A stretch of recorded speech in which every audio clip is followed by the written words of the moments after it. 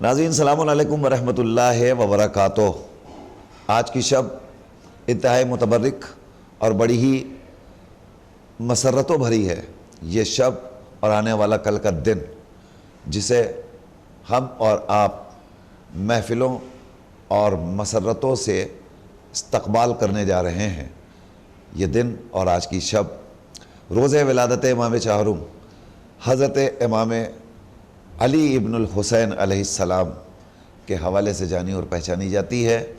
یقیناً ہمارے امام چہارم جن کی شخصیت، جن کی عظمت محتاج تعارف نہیں ہے، مگر پھر بھی ہمارا فریضہ یہ ہے کہ ہم آنے والی آئندہ نسلوں کو اپنے تمام ائمہ اطہار علیہ السلام کی حیات طیبہ اور زندگی کے کارناموں سے متعارف کراتے رہیں، تاکہ نسلیں اسی راستے پر چل کر صراط مستقیم کو حاصل کرتی رہیں۔ اسی میں ہماری نجات ہے، اسی میں ہماری کامیابی ہے۔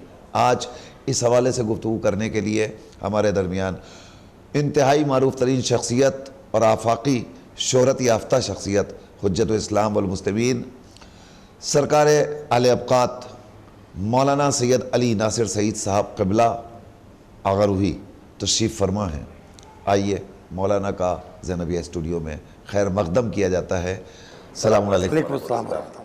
حضور سب سے پہلے آپ کی خدمت میں امام چہارم کی ولادت کے حوالے سے مبارکباد پیش کرتا ہوں، اور آپ کے ذریعے تمام شیعان حیدر کرار کی خدمت میں چوتھے امام کی شب ولادت کی مبارکباد پیش کرتا ہوں، اور خداوند عالم ہماری عبادتوں کو سید سجاد کے صدقے میں، زین العابدین علیہ السلام کے صدقے میں قبول کرے، اور ہمیں موفق کرے کہ ہم ان کے شیعوں میں روز حشر شمار کیے جائیں انشاءاللہ۔ یہ چار مصرے امام چہارم سید سجاد علیہ السلام کو خراج عقیدت پیش کرتے ہوئے پھر میں آپ کی خدمت میں حاضر ہوتا ہوں۔ بندگی کیسی، دعا کیسی، مصلی کیسا۔ بندگی کیسی، دعا کیسی، مصلی کیسا، نہ ہوا ان کا تو اللہ کا بندہ کیسا۔ نہ ہوا ان کا تو اللہ کا بندہ کیسا، ذوق سجدہ جو نہیں کاہے کا عشق سجاد۔ ذوق سجدہ جو نہیں کاہے کا عشق سجاد، عشق سجاد نہیں دل میں تو سجدہ کیسا۔ واہ واہ واہ واہ واہ۔ عشق سجاد نہیں دل میں تو سجدہ کیسا۔ چونکہ جشن کے حوالے سے یہ پروگرام ترتیب دیا جا رہا ہے، لہذا میں یہ چاہتا ہوں کہ یہیں سے ابتدا کی جائے۔ کیا ضروری ہے کہ ہم اپنے وقت کے امام کا تعارف پیش کرتے رہیں؟ یہ بنیادی ضرورت ہے، اور اس سلسلے میں میری ایک تجویز 40 برس سے دولت مندوں کے کانوں میں گونج کے دفن ہوتی چلی جاتی ہے۔ میں یہ بات کہتا رہتا ہوں کہ ہمارے کرنسی نوٹ کے اوپر 14 زبانوں میں لکھا ہوا ہوتا ہے۔ ان 14 زبانوں میں چھوٹے چھوٹے کتابچے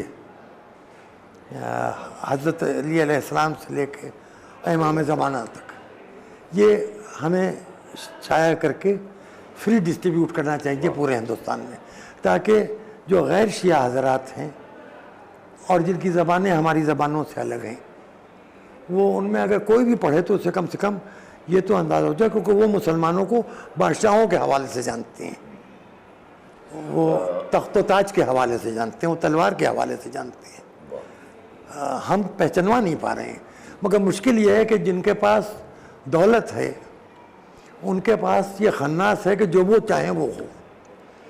عقل خدا نے ایک ساتھ کئی چیزیں خدا نہیں دیتا ہے، اور دولت مندوں کو کچھ ہم ایسے لوگوں نے خوشامد کر کے برباد بھی کر دیا ہے۔ انشاءاللہ عہد حاضر میں توقعات یہ میری وصیت ہے آئندہ نسلوں سے کہ ہمیں کم سے کم یہ تو کرنا ہی چاہیے۔ اور چوتھے امام کے سلسلے میں چونکہ آپ نے 2 شعر پڑھ کے اس کا آغاز کیا ہے، وہ بہترین آغاز ہے۔ میں میر تقی میر کا ایک شعر پڑھتا ہوں، اور میر کے 72 نشتروں میں مجھے کئی مرتبہ چوتھے امام بہت زیادہ نظر آتے ہیں۔ میرے سلیقے سے میری نبھی محبت میں، میرے سلیقے سے میری نبھی محبت میں تمام عمر میں ناکامیوں سے کام لیا. واہ. اگر آپ میر تقی میر کے شعر کو دیکھیے اور پھر چوتھے امام کی حیات طیبہ کو دیکھیے تو جس چیز کو کامیابی کہا گیا وہ یزید کی ناکامی بن گئی, اور جس چیز کو ناکامی کہی گئی وہ سلیقہ زین العابدین و سلیقہ سید سجاد بن گیا. اور انہوں نے مسلح کو فرش اعضا اور فرش اعضا کو مسلح بنا کے یہ بھی بتا دیا کہ آنکھیں, زبان, کان, ذہن, دل, دماغ ایک ہی وجود کے اجزاء متفرقہ ہیں, ان کے درمیان کوئی اختلاف نہیں ہے. چوتھے امام کی گفتگو ہو رہی ہے. میں نے نام لیا آپ کا علی ابن الحسین, اور آپ نے ذکر کیا زین العابدین و سید سجاد. علی ابن الحسین علیہ السلام. جی, تو میں یہ چاہتا ہوں کہ نام سے ہٹ کر کے آپ زیادہ تر جو جس طریقے سے پہچانے جاتے ہیں وہ زین العابدین یا سید سجاد کے نام سے. تو یہ کون سی مطلب کیا وجہ ہے کہ نام سے زیادہ لوگ صفات سے انہیں پہچانتے ہیں؟ جی. اگر آپ سچ پوچھتے ہیں تو ہمارے ائمہ کے صفات ہماری زبانوں پر زیادہ آتے ہیں. وہ شاید کثرت احترام میں ہو کہ بے وضو نام نہیں لینا چاہیے احتراماً. ہم جب جناب امیر یا مشکل کشا کہتے ہیں تو ذہن میں صرف ایک تصور ہوتا ہے حضرت علی کی ذات, جبکہ 12 کے 12 مشکل کشا ہیں. واہ. اپنے وقت 12 کے 12 جناب امیر ہیں. اور اسی طرح سے اسی طریقے سید الشہداء, سید الشہداء امام حسین علیہ السلام کے لیے, یا علمدار کا لفظ جب استعمال ہوگا تو فوراً آقا عباس کا تصور اس میں گرامی ذہن میں آتا ہے. اسی طرح شیرخوار کا لفظ استعمال ترکیب استعمال ہوتی ہے تو 6 مہینے کے جناب اصغر یاد آتے ہیں. تو یہ بندوں میں صفت اللہ سے آئی ہے. اللہ کا اس میں ذات ایک ہے اور اس میں صفات بہت ہیں, صفات کمال بہت ہیں, اسمائے صفات بہت ہیں. جی, رحمان ہے, جبار ہے, قہار ہے, تو یہ ساری صفات یہ رسول, اور پھر یہ جو صحیح و رسائے رسول جو صاحبان ولایت رسول ہیں, جی, ان کے یہاں صفتیں پائی جاتی ہیں. تو چوتھے امام, چونکہ چوتھے امام نے ان حالات میں عبادت اور کو کیا کہ جن حالات میں اور اماموں کو لوگوں نے عبادت کرتے نہیں دیکھا, اور یہ موقع یزید کے ظلم کی وجہ سے لوگوں کو ملا کہ ہاتھوں میں ہتھکڑیاں, پیروں میں بیڑیاں, گلے میں توق خاردار, کمر میں لنگر کے باوجود چوتھے امام کوفے سے شام تک کے راستے میں جو عبادتیں کی ہوں شام کے قید خانے میں, اس میں عبادت کی آواز زنجیر کی جھنکار کے ساتھ تھی. اس کی وجہ سے دنیا متوجہ ہوئی کہ یہ خاندان اس طرح بھی عبادت کر سکتا ہے. کاظم جرولی کا ایک شعر ہے لیکن وہ پورا شعر ان کا نہیں ہے. اچھا. ہم لوگ بیٹھے ہوئے تھے, کہیں کی طرح نکلی تھی, اور اس میں انہوں نے ایک مصرع سنایا کہ اس بے تکا مصرع, خدا معاف کرے, ذہن میں آیا. میں نے کہا کیا دوسرا ہوتا تو کہہ دیتا خدا کوئی نہیں. برجستہ میرے منہ سے نکلا. میں نے کہا کہ میاں مصرع لکھ لیجئے کاظم صاحب, اور شعر مکمل کر لیے کہ کربلا کے بعد بھی تم سید سجاد ہو, دوسرا ہوتا تو کہہ دیتا خدا کوئی نہیں. واہ. تو اس مناسبت سے کاظم جرولی کا وہ شعر جس میں پہلا مصرع میرا ہے, دوسرا ان کا ہے, یہ میں زبردستی اس میں داخل ہو کے اس کا انکشاف زینبیہ چینل کر رہا ہے, تو یہ شرف ہمیں بھی حاصل ہوگی. ہاں, یہ میں نہیں پہلی مرتبہ یہ بات میں بتا رہا ہوں. اس سے 3-4 دوستوں کو, نیر مجیدی وغیرہ بیٹھے تھے, ان کو 2-3 لوگ تھے ہم لوگ. اس زمانے میں نصیر منزل میں رہتا تھا, کتب خانہ ناصریہ میں رہتا ہوں. تو نصیر منزل کے ڈرائنگ روم کا ایام آزاد تھے, چوتھے امام کے سلسلے کا کوئی مسالمہ ہونا تھا. طیب کاظمی صاحب جو مرثیہ کے بہت اچھے شاعر ہیں, ان کے ہاں مسالمہ ہوتا ہے. اس کا مصرع طرح نکلا تھا, اس میں کوئی نہیں ردیف تھی, اور ہوا کوئی نہیں, وفا اور یہ سب قافیے تھے. اس کو بھی جی, لیکن اس میں بڑی معنویت پائی جاتی ہے, اور مصرع میں بڑی برجستگی ہے. کربلا کے بعد بھی تم سید سجاد ہو, دوسرا ہوتا. ہاں نہیں آپ دیکھیں کوئی ایک مر جاتا ہے تو میت کے اوپر یہ آواز آنے لگتی کہ خدا تو نے یہ کیا کیا، خدا سے گلہ کرنے لگتا ہے بندہ، بیوہ یتیم جی جی جی، خدا سے گلہ کرنے لگتا ہے۔ وہاں قدم قدم پہ مصیبتیں اور وہاں گلیوں میں جھگڑے ہوئے ہیں، 72 لاشیں، 72 کٹے ہوئے سر، جلے ہوئے خیموں کی اس کے بعد راکھ، پھر قید، اور ہاں ان سلگتی ہوئی ریت پر سلگتے ہوئے خیموں کی چنگاریوں پر وہ سجدہ طویلہ جو شام غریبہ میں کیا ہے، وہ اپنے آپ میں وہ سجدہ ہے۔ اور پھر ساتویں امام بھی صاحب سجدہ الطویلہ کہلائے، کیونکہ قاتخانہ بغداد میں امام نے پوری زندگی، ابھی آپ اس منزل تک آ گئے تو میں سوال کر لوں کہ کربلا کے بعد پوری زندگی مصائب کی زندگی گزری ہے، رو رو کے گزری ہے، جو شخص اتنا محزون اور اتنا غمزدہ ہو اس کے اوپر بہت بڑی ذمہ داری ہے نشر علوم اسلام، اسے کیسے انجام دیا امام نے؟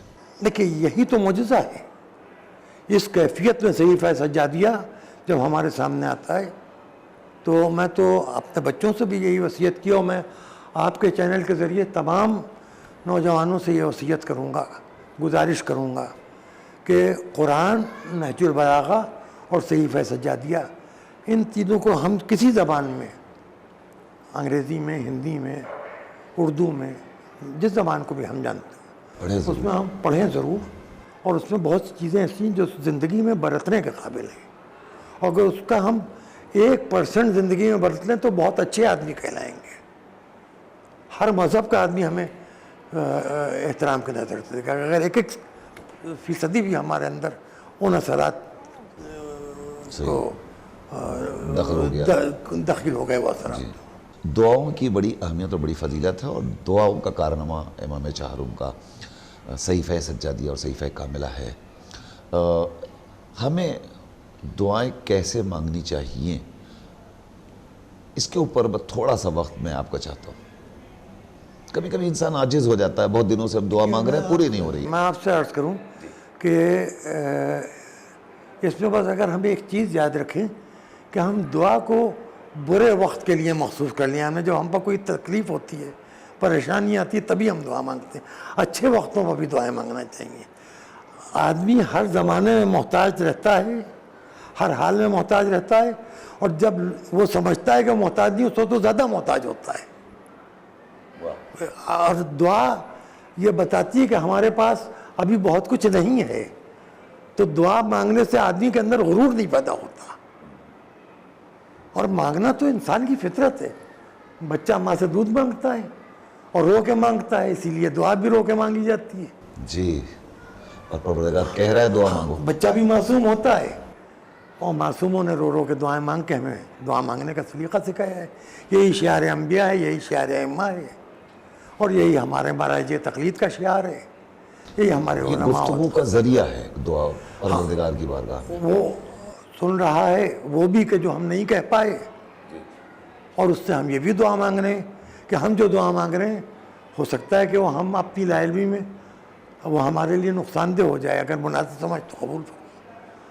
اگر کوئی دعا ہماری قبول نہیں ہو رہی، کہیں بھی مانگ رہے ہیں ہم دعا، تو ہمیں سمجھنا چاہیے کہ خدا یا جس کے ذریعے سے ہم نے دعا مانگی، وہ ذریعہ جانتا ہے کہ یہ دعا قبول کرنا ہمارے حق میں مفید ہے کہ مضر ہے، کیونکہ ہم مستقبل نہیں جانتے، وہ وسائل اور عالم الغیب سب کچھ جانتا ہے۔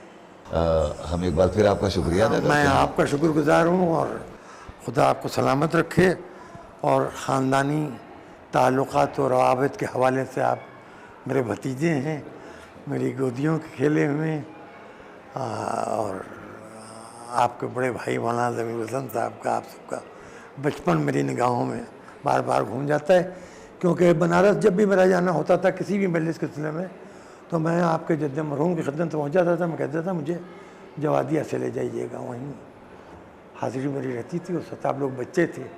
تو خدا عالم آپ کو، آپ کے خاندان کو، اور جبھی علماء ذاکرین و خطبہ کے خانبادوں کو اپنے حفظ و امان میں رکھے، اور خدمت دین کا سلسلہ جن گھرانوں میں چلا آ رہا ہے اس میں انشاءاللہ آئندہ صدیوں تک تا ظہور امام وہ سلسلہ باقی رہے انشاءاللہ۔ ناظرین، یہ تھے حجت اسلام الحاج مولانا سید علی ناصر سعید صاحب قبلہ عرف آغا روحی، چوتھے امام کی ولادت کے حوالے سے گفتگو ہو رہی تھی۔ مولانا کے پاس وقت بالکل نہیں تھا، لیکن مصروفیات کے باوجود ہمیں تھوڑا سا وقت دیا اور امام چہارم کے حوالے سے جو مفید گفتگو کی وہ یقیناً ہمارے لیے انتہائی کارآمد ہوگی۔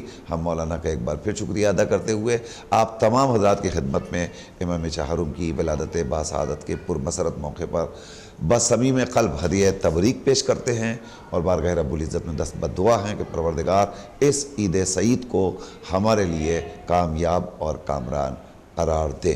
اسی کے ساتھ ساتھ نصیر اعظمی کو اپنی پوری ٹیم کے ساتھ اجازت دیجیے، انشاءاللہ پھر ملاقات ہوگی۔ خدا حافظ۔